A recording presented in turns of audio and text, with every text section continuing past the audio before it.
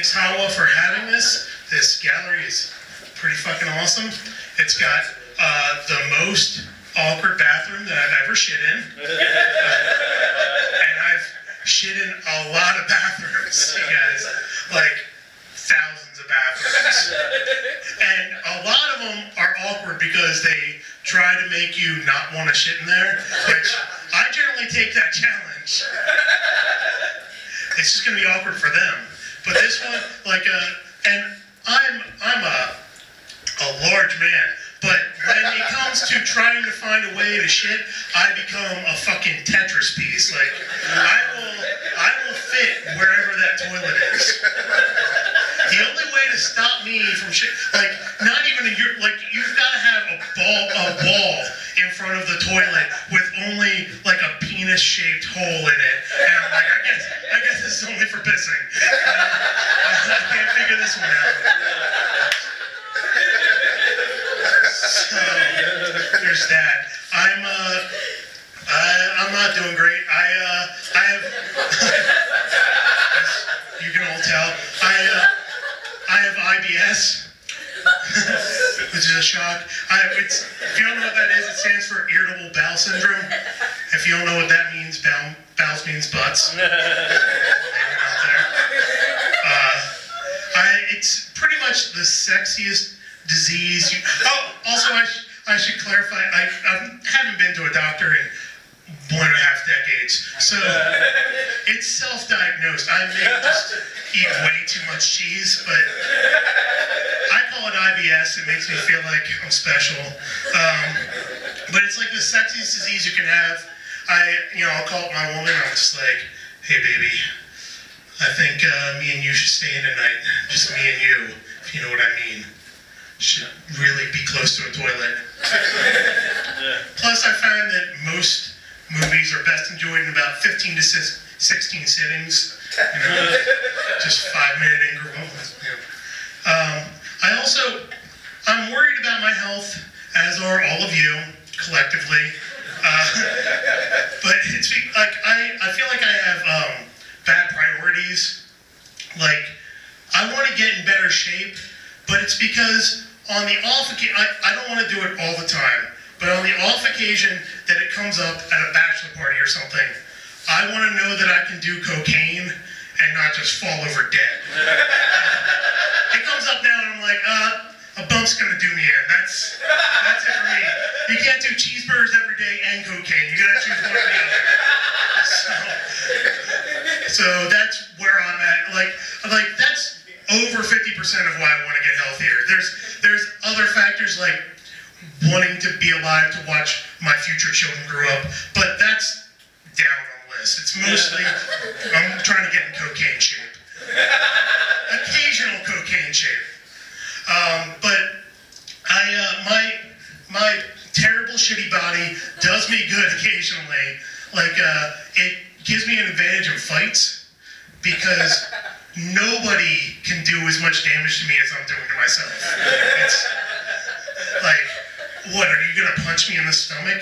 I recently saw a plate of spaghetti and was like, that needs 10 more slices of American cheese. Fucking punch me in the stomach. Punch me in the mouth. Last week, I was just eating a cookie, sitting eating a cookie, and a big hunk of tooth just fell out of my head. Seriously. A solid, like that big. Punch me in the fucking mouth, I don't care. What are you gonna, kick me in the leg? I don't understand how fighting works. Kick me in the leg? Like, I'm pretty sure I'm a cheesesteak away from having gout, so do your worst. I think you can, this might be redundant, you might already be able to tell by this point in my set, but I'm a big Miley Cyrus fan. She's awesome. I went to see Miley last summer, and I know what you're all expecting. You're expecting some creepy, but no, Miley taught us to love ourselves. Even if that self is a 31-year-old standing in a stadium, singing along with a stadium full of enough teenage midriff to make Woody Allen's head explode. You gotta love that you. You gotta love that you, no matter what.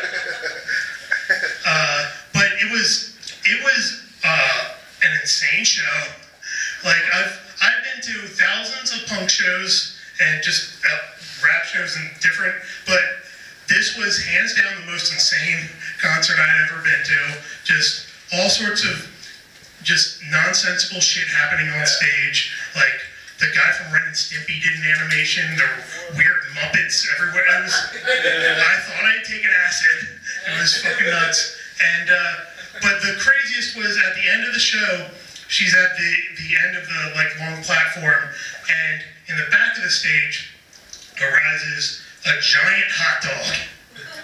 And she turns around and starts strutting towards the hot dog, and she's like, "Who wants to see me ride that hot dog, y'all?" And we looked at each other and ourselves, and we said, "I think I want to see her ride that hot dog." I didn't know when I got here tonight that I wanted to see her ride a hot dog, but I want to see her ride a hot dog right now. So she strutted over, she got on the hot dog, and she got strapped in by a man dressed like a mustard bottle, because what else would you get to strap you into a hot dog? And then she proceeded to ride it around. She was like, "This is all I dreamed about for the last 6 months when I was off tour, y'all." And I believed her. And she was like, "The louder y'all cheer, the higher this hot dog goes." And she was just having there was no song about a hot dog. It wasn't even a particularly sexual song. It was just a complete non sequitur. She just wanted to ride a hot dog, and which I think had to do something with her real, like, white trash upbringing. Like, she was like, "Someday I'm a millionaire," and then she was playing the tour, and they're like, "All right, you can do anything. You're hugely famous. You have millions of dollars. Giant hot dog, y'all. Are you sure? Like, there's no song. Giant hot dog," and she just walked away. And so then she was done, and the back of the screen parted at the back of the stage. She rode off into the sunset. And that, my friends, is why art is still alive. I'm gonna tell you. At that moment, Andy Warhol rolled over in his grave and gave a big thumbs up. I have one last thing for you guys. Do you guys, does anybody here watch pornography? This is for you, buddy. I know you all think that, like, I'm handsome and beautiful enough that I can just, with a clap of my hands, make people fornicate in the streets for my amusement. But I occasionally have to watch pornographic films. And I was watching one recently, and the sound was all fucked up on it. So all the women's voices sounded really demonic. "I'm gonna make out with my friend Ashley now." They always have a friend Ashley. "I'm gonna tickle your balls," you know. "Have you ever experienced any anal play?" It was